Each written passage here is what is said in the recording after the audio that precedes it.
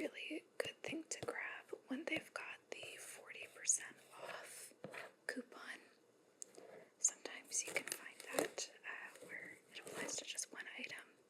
So I managed to get this on one of those days because it's a lot of clay. It's 3.75 pounds of clay. If I open this up, you can see that I've already used a fair bit of it, but it comes in 3 big bricks like this. You can see all the ridges of the top. They're all sealed in this plastic wrap. So you get 3 bricks to start out. I've finished one of them, and I've started on the second one. So you can see, it looks like I've taken a bunch of big bites out of it, like I'm a child with a block of cheese. And hey, who's to say I'm not? So, this is the piece of clay that I'm going to work with today. I'm not going to need this much clay, but we are going to start with this piece. I'm just going to place it down here. I'm going to bring out, this is an old cutting mat that I have. One of the self-healing cutting mats, but this one has just gotten a lot of wear and tear over the years, so it is a surface that I use for crafting now when I'm using my clay. Just kind of gives me a space to work that's easy to move around. Usually when I'm working with clay, I'm not working on anything too big, so it's nice to have a small little mat here. Now, as I'm working, I am going to need some tools, so I've got my little box of tools here. So you can see I've got lots of stuff in here. I've got a few water bottles,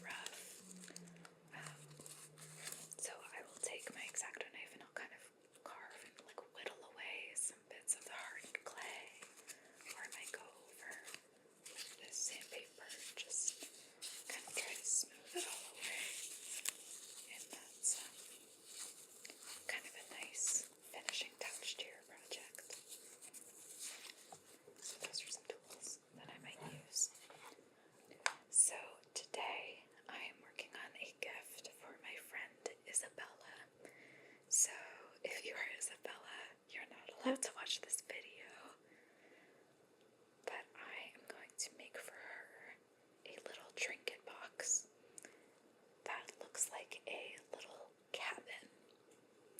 I got the idea while I was doing some Christmas shopping, and I was on the Urban Outfitters website, and I saw this cute little cottage trinket dish, and I had saved it, and then I went back, I swear, the next day, and it was just not available anymore.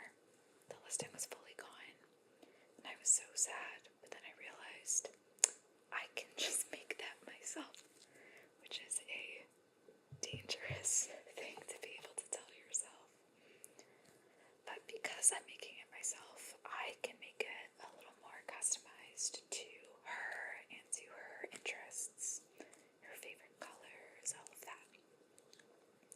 So the first thing that I'm doing is I'm just taking a small piece of the clay, and I'm going to work it with my hands and just get it a little bit more malleable. So I like to just kind of run it between my thumb and my finger, really kind of dig into it with my thumb. That helps. Starting with small pieces definitely helps. Trying to attack a whole brick like this would probably really hurt your hands. So I like to do this. I also like to take two pieces and twist them together. I find that that's like an easy way to kind of get the clay to warm up and become easier to work with. So,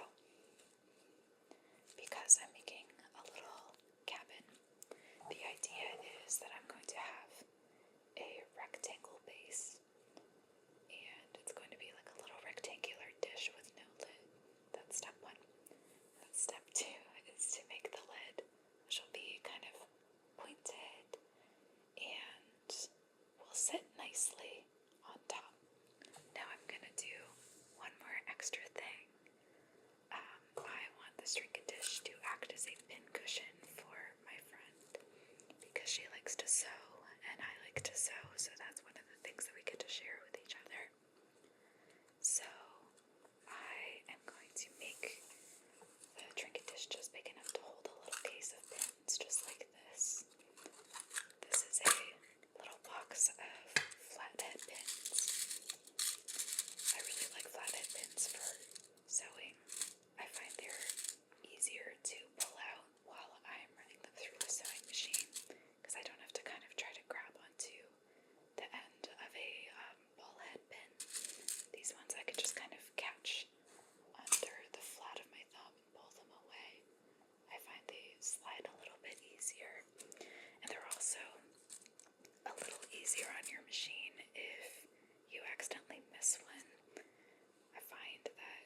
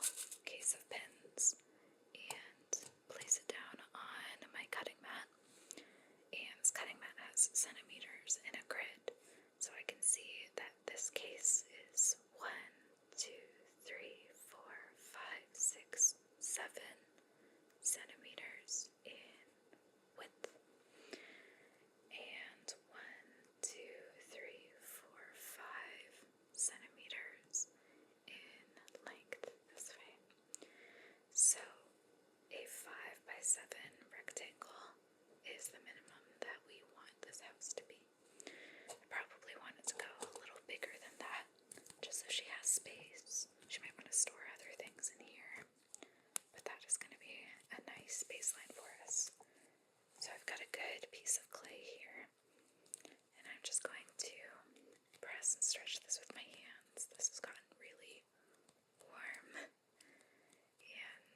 it's nice and workable.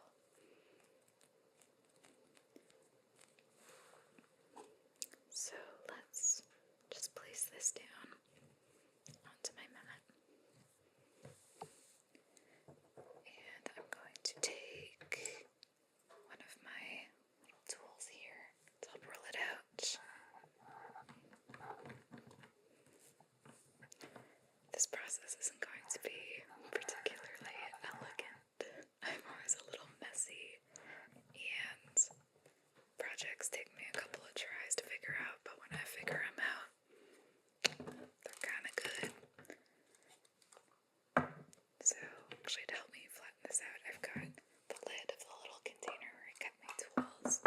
You can see I've got watercolor paint stains at the top. I'm just going to use this to help flatten, smooth that out a little bit. Try to get it a little bit more even. Okay. See if that helped at all.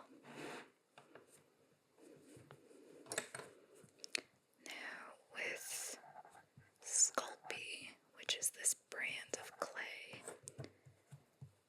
your pieces, when you bake them, the amount of time that it takes to bake is dependent on how thick your clay is. So this layer of clay right now is probably about 1/4 inch thick, which would mean I would bake this for 15 minutes. The parameters are kind of given to you in increments by quartage of thickness. So if this was 1/2 inch thick, I would bake it for 30 minutes, and so on. You kind of add 15 minutes for every 1/4 inch. So let's do this. So my original dimensions were 7 by 5. I'm going to add another centimeter onto each of those to give us a little bit of space to work with. So I want this to be an 8 by 6 rectangle. So let's go 1, 2, 1, 2, 3, 4, 5, 6, 7, 8. Let's do that. So I'm going to take, actually, let's do,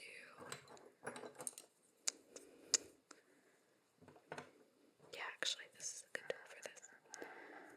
I'm going to just drag this across and scrape right through. You can see leaves a nice clean line. It doesn't matter if this is exactly perfect.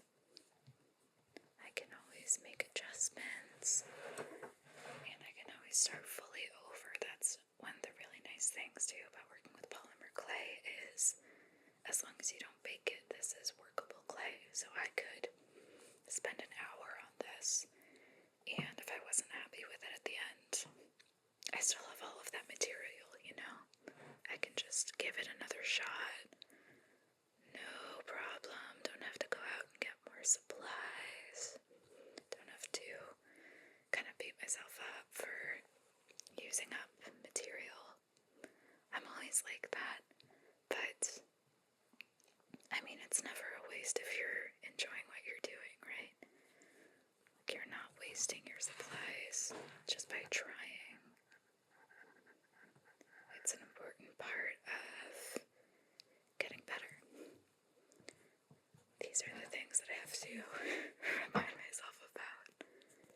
Very, very hard on myself if I'm not good at things right away. But you're not going to be good at everything you try on the first try. And isn't it so much more satisfying when you stick with something that didn't come so naturally to you, and you end up being really good at it, and you can look back and see how much progress you made and how much effort you put into what you were doing, and just feel really proud of yourself doing the hard things. Isn't that so nice?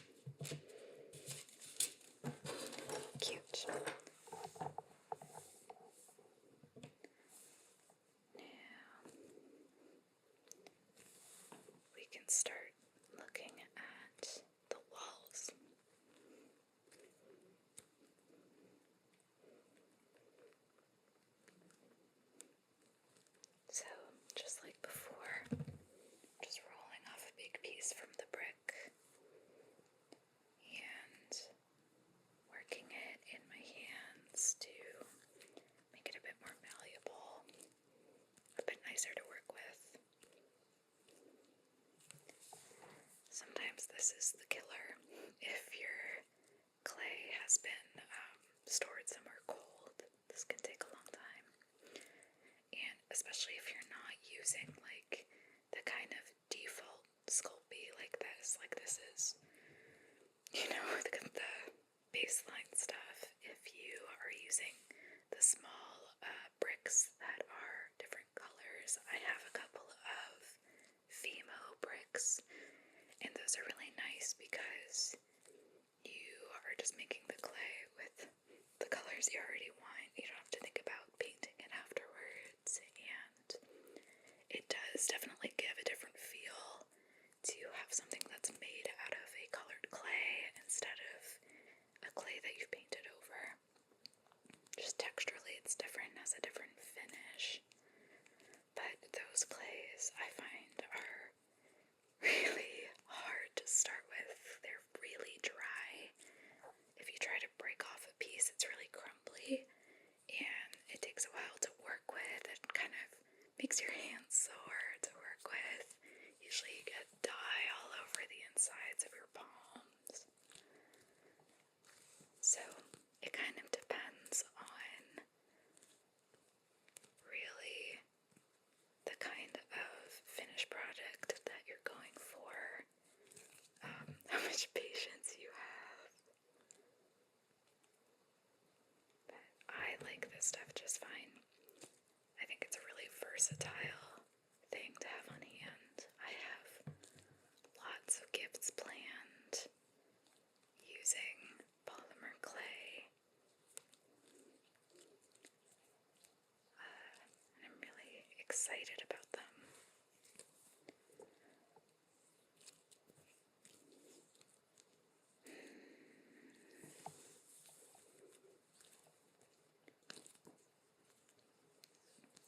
So I think the move for today is going to just be to get kind of the base house completed. So not the roof, just the bottom rectangle piece. And I think what I want to do is build up the structure first, and then bake it, and then do details on it afterwards, adding a door or maybe some little shutters, things to add a little bit of texture and interest. I think I will do. That's another nice thing about polymer clay that I think a lot of people don't realize starting out, is that you can make it in stages. So a lot of the times what I do is I will make kind of like the base structure and bake that so the clay is solid, and then I will start overlaying tiny bits of clay to do detail, and then I can bake it again, and it's not going to do any damage to the clay underneath it to be baked again. Polymer clay is called polymer clay because it polymerizes, which strengthens the bonds in the clay. So technically I think your clay only gets stronger the more you bake it. I think it can be scary because if you've ever baked polymer clay and you've taken it out in the oven and seen that like the parts where it's really thin have gone a little brown, I think people worry that it's like burnt and brittle. But it's actually not. It's not getting weak. You do have to be careful with tiny pieces, just because any tiny thing is fragile and is easy to get like knocked off. But that's just kind of part of the process. Okay. So I'm going to make 2 long walls and 2 short walls. I'm going to try to make them just with clay, but if I'm finding I'm having a hard time getting the structure to all stick together, I might use some aluminum foil to just kind of help everything stand up a little stronger. So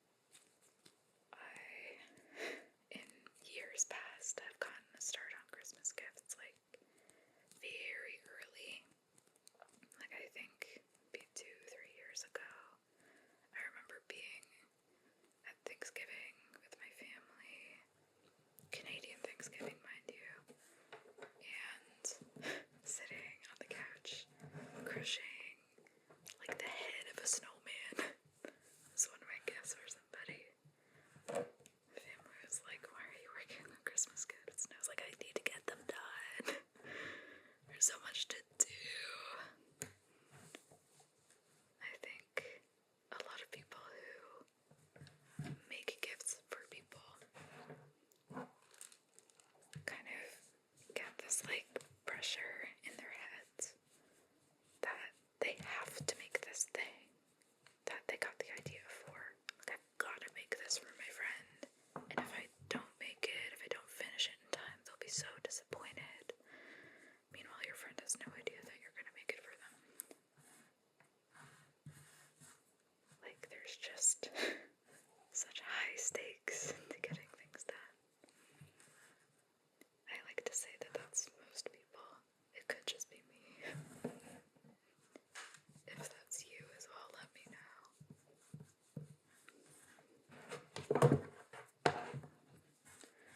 One, two, three, four, five, six, seven, 8.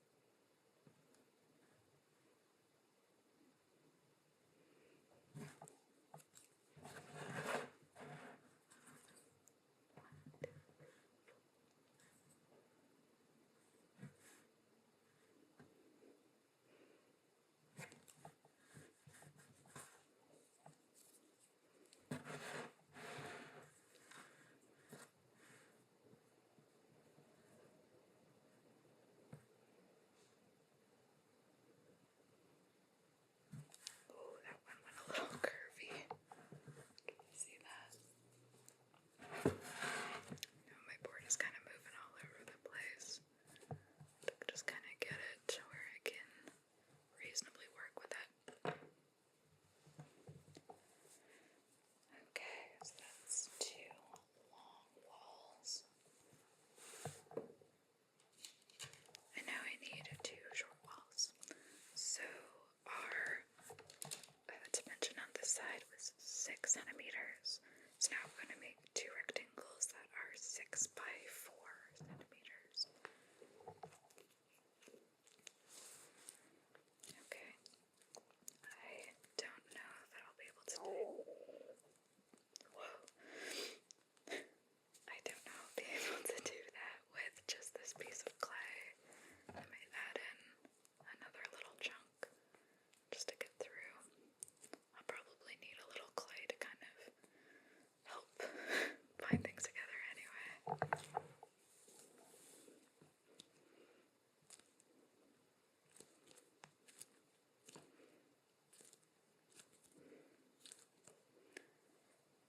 I'm trying to get better at that kind of pressure that I put on myself, making people gifts.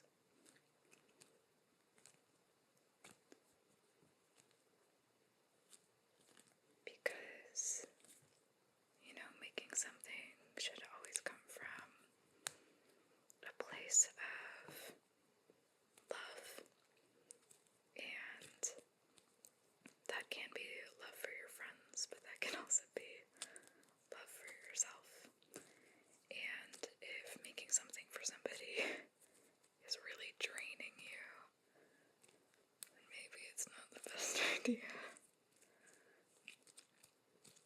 I think it's easy to kind of overextend ourselves and give beyond what we have capacity to give away.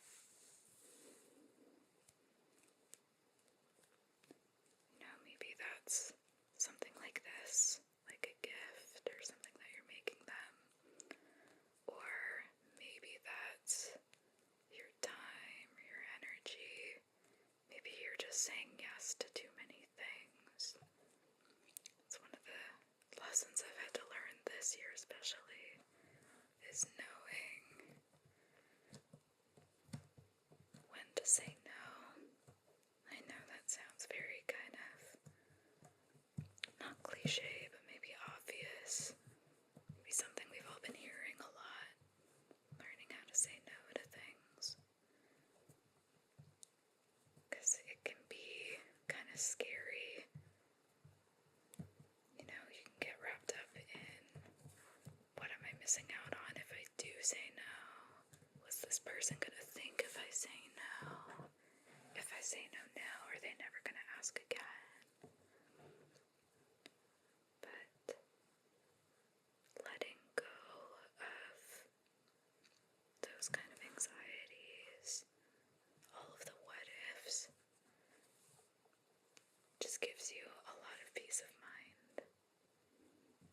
it's much easier said than done. It takes a lot of practice. It happens over time. And I think it's always going to be a bit of a, you know, uphill walk to get there. Some days it's going to be easier to do that and reach that feeling than others. But it's worth doing. It's worth knowing that you are valid and you're not going to drive anybody away by saying no when you're overwhelmed, when you need space, when you just need to take care of yourself. And if it does drive people away, then I think that kind of creates more space for yourself and for your healthier relationships with the people that show up. I didn't mention in the start of the video that this was going to be cozy crafting and also me rambling on my life philosophies. I hope you enjoy. It'll do for one.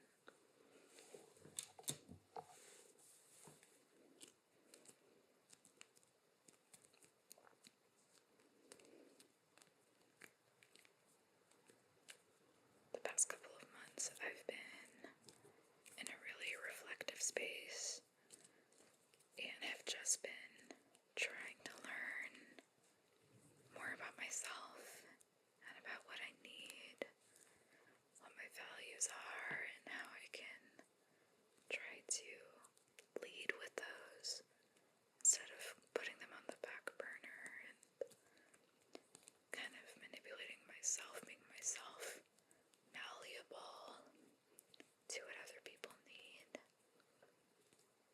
I've always been pretty comfortable in my own company, but at the same time, I have a hard time seeing my value and my kind of purpose if I'm not looking at myself in relation to other people.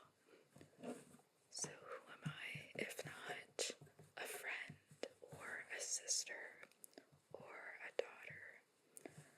Those are kind of hard things to look at.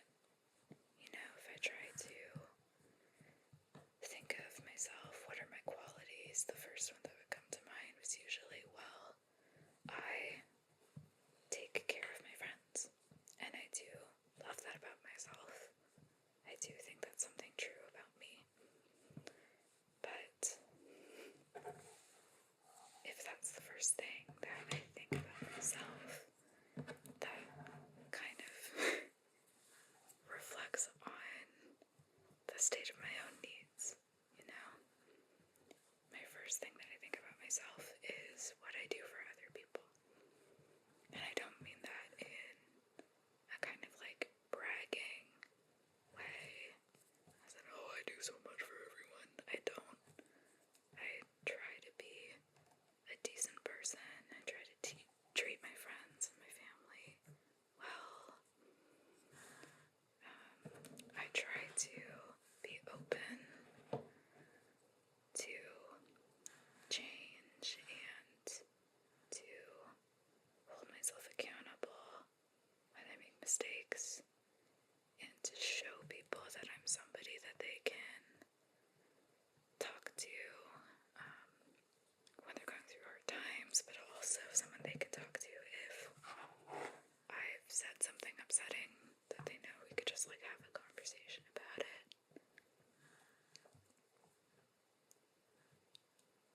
But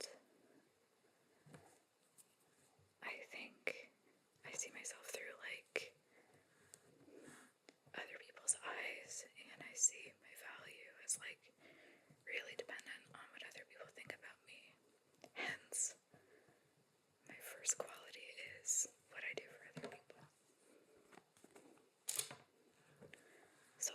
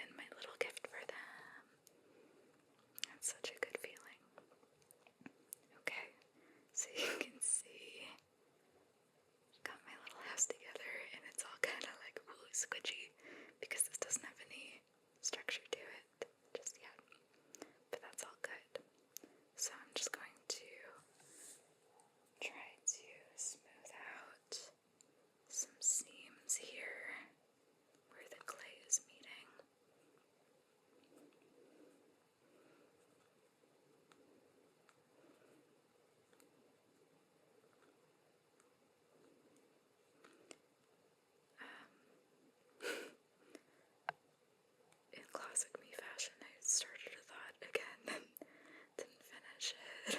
Now I've lost it. Usually my inner monologue is saved just for me. So, if you've ever wanted to spend a night truly in the company of my mind, you're in it. Making gifts for people is a really wonderful way of showing love, but can also be draining if you do it a lot, and if you're somebody who puts that kind of pressure on their relationships like I was talking about, you know. Sometimes, and not by anything that my friends are doing, I will get into the mindset of, I have to make this so I can prove to them that I'm a good friend. And really, I don't have to prove it. They know. They know because we are friends, and that's a choice that we make. We choose to spend time together. We choose to reach out to each other. We choose to do things like exchange gifts, and that's a sign of love and friendship. And I don't need to earn that place. I have it.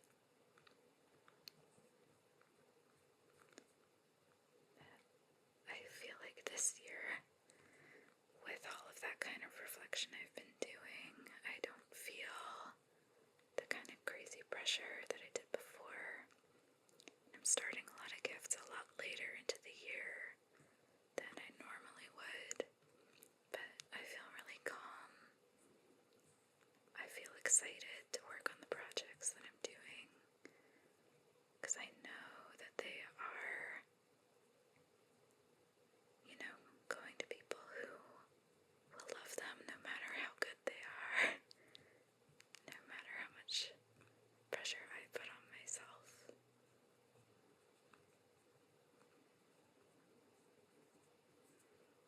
I don't need to get everything so perfect or, you know, make a million things to earn the relationships that I have that are so fulfilling to me. I hope that made sense. I feel like I've lost the plot so many times.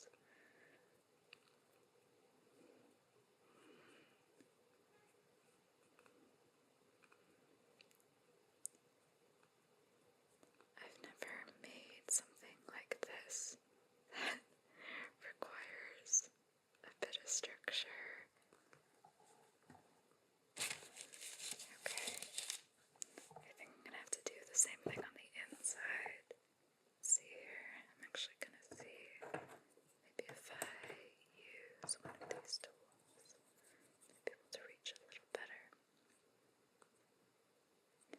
I will say, as much as I'm trying to not put pressure on myself, I am trying to get through a lot of my polymer clay gifts as quickly as possible.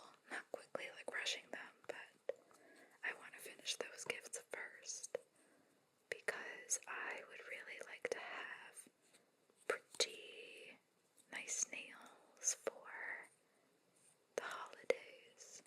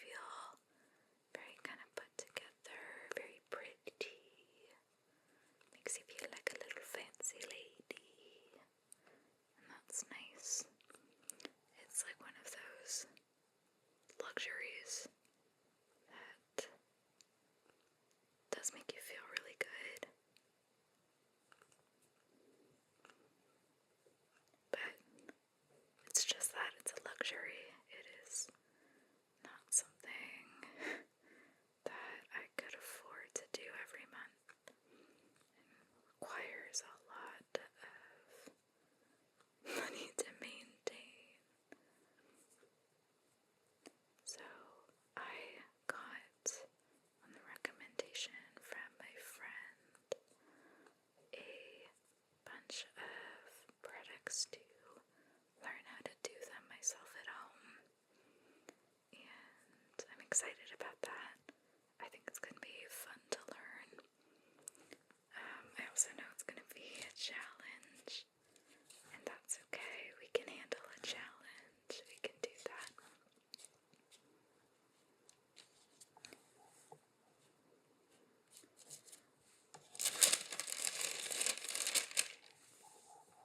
Okay, I think this is almost ready to go. Just trying to get a couple more things smoothed out.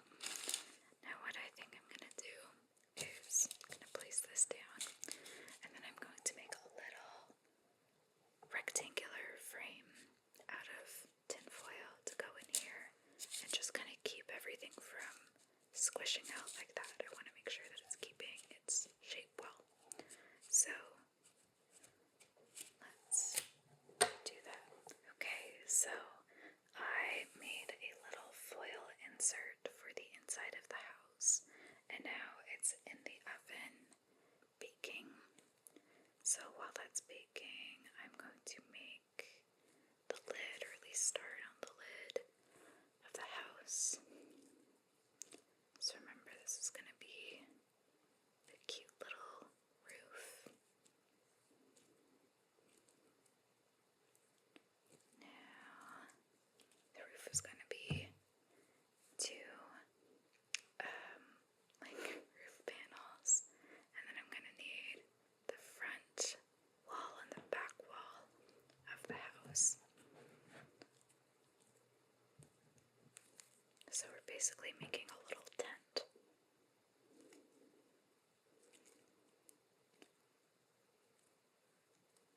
So I'm going to get started on as best as I can. But once we have the house out of the oven, it's going to be easier to confirm what dimensions work and how big I need to make it so it sits nicely into the little dish.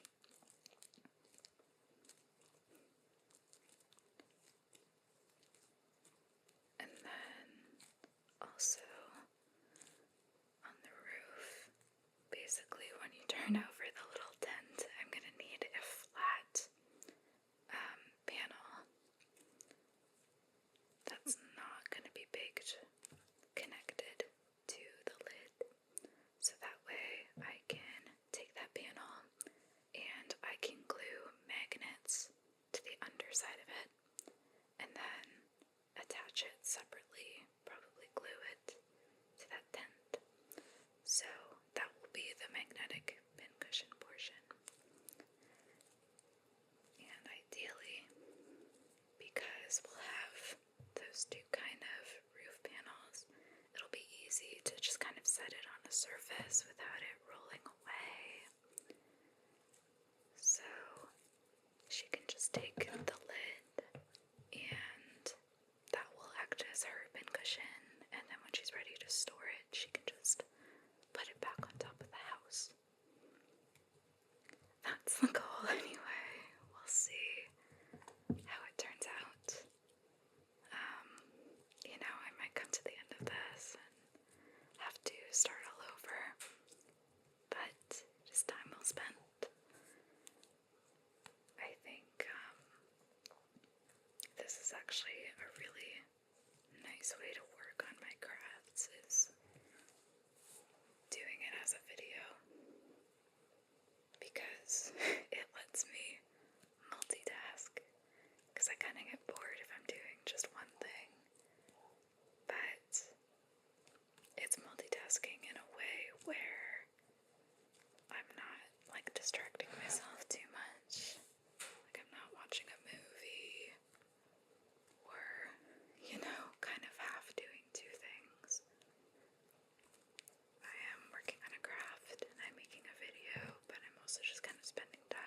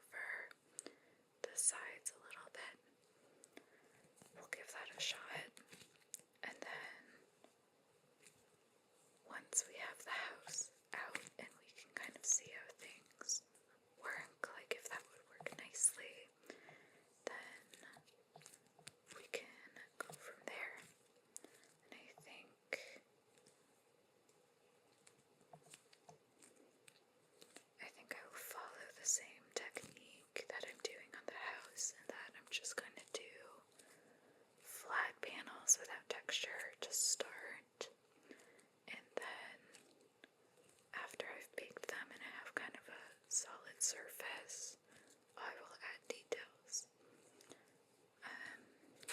And I'll show you kind of why.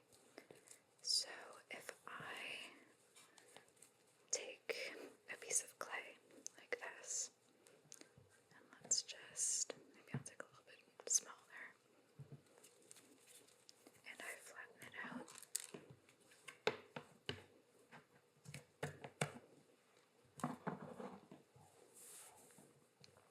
Okay, say this is the thickness that I want.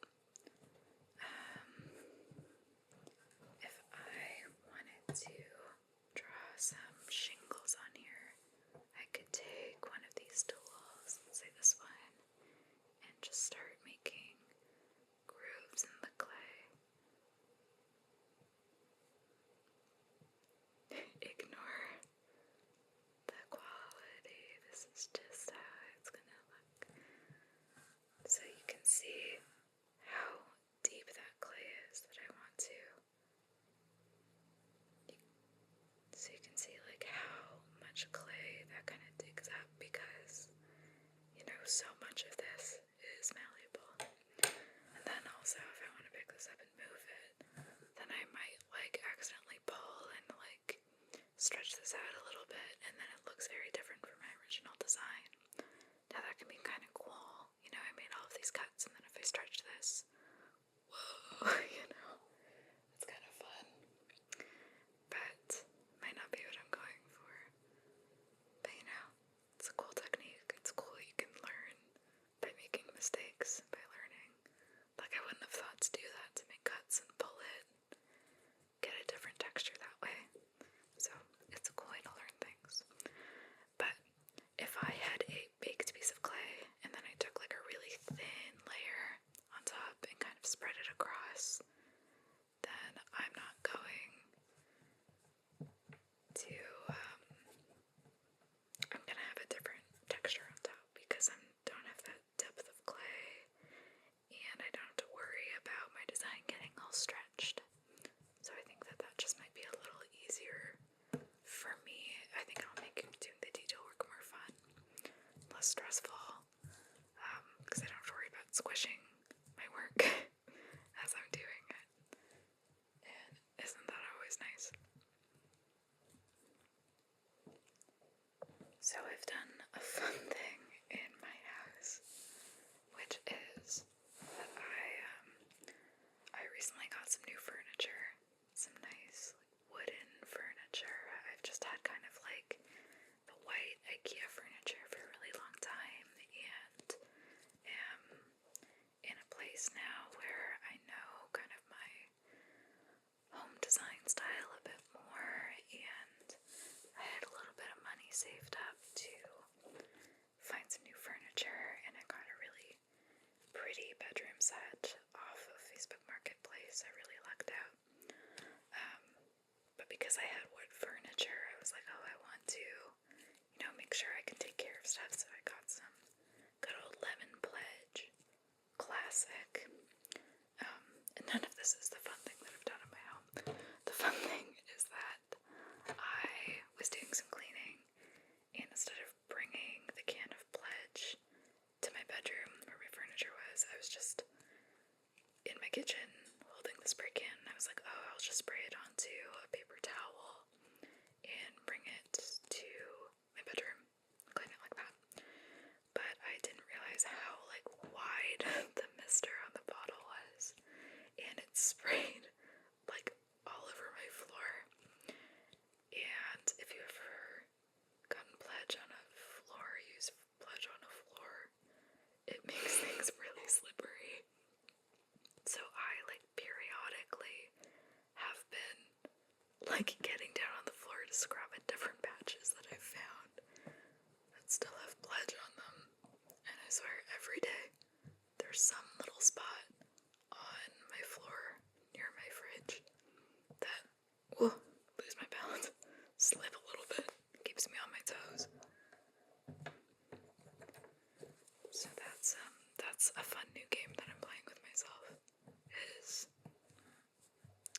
is today the day I sustain a horrible injury from slipping on my floor because I accidentally sprayed pledge on it and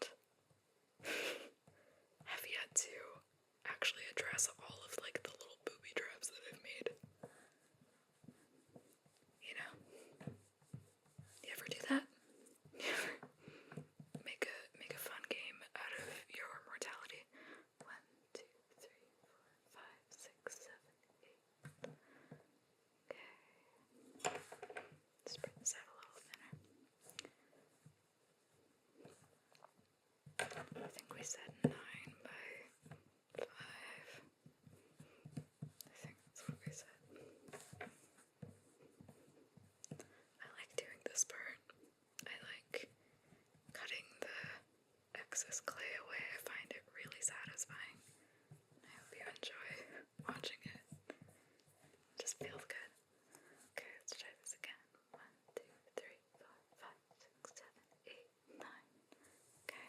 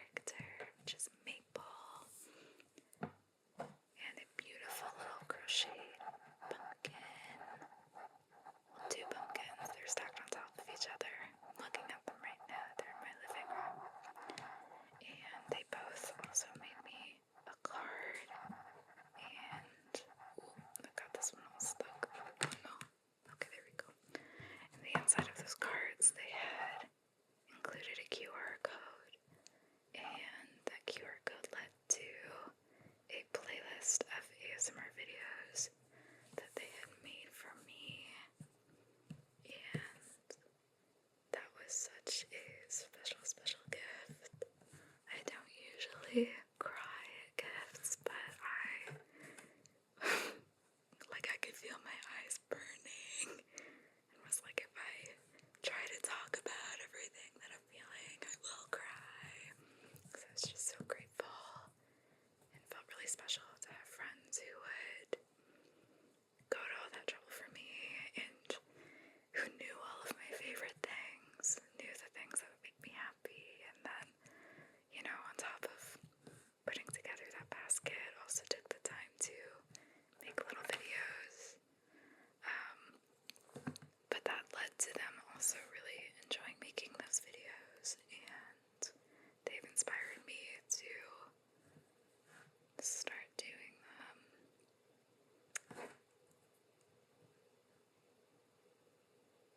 So I'm really grateful to my friends for inspiring me and showing me how fun this can be, how calming it is. And I feel just very in tune with my crafting, which is nice, because I'm usually very frantic, especially if I'm crocheting. I did a crochet market back in the summer, and I would spend my lunch hours, sitting at the lunch table, crocheting, and I can make a granny square very fast at this point. I've been crocheting for years. So I was making some little crossbody bags that are basically just 4 granny squares stitched together. And I can do that quickly, and I can do that without looking at it. My hands just know how to make a granny square. I don't have to look while I'm doing it. And it freaked out my boss so much. She didn't like watching me crochet those because I just moved too fast.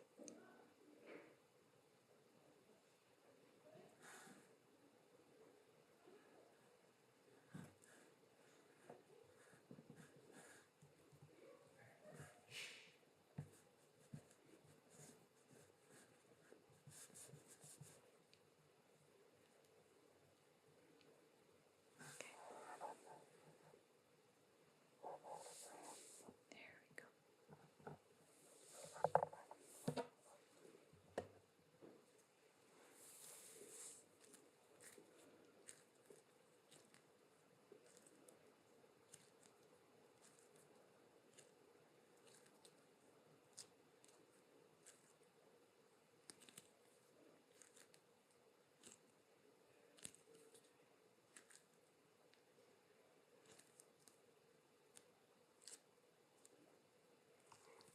So I've now made 2 little rectangles for the roof, and I still need to make 2 triangles that will kind of sit on the front and back faces of the house, but I can't really determine the size of those without seeing the base for the house. So that's just come out of the oven, but it needs some time to cool, and I think this feels like a good place to stop for the night. My plan is to keep working on this in small increments and just show you the process in as close to